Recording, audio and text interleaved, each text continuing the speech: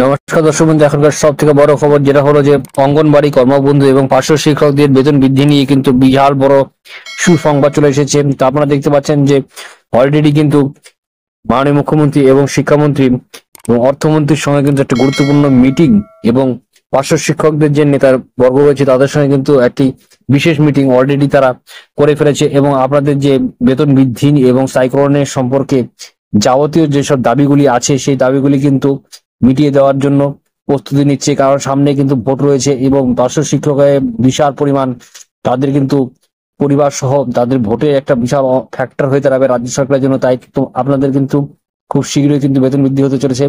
সামনেই আপনাদের 21শে জুলাইয়ের মঞ্চ থেকে কিন্তু সেখান থেকে আপনাদের কিন্তু বিশাল বড় ঘোষণা কিন্তু মাননীয় মুখ্যমন্ত্রী মমতা বন্দ্যোপাধ্যায় কিন্তু করতে চলেছে এবং আপনাদের বেতন কিন্তু বৃদ্ধি হতে চলেছে। তো পার্শ্ব শিক্ষকদের আর কিছুটা দিন অপেক্ষা করতে হবে, খুব শীঘ্রই কিন্তু আপনাদের বেতন বৃদ্ধি হতে চলেছে।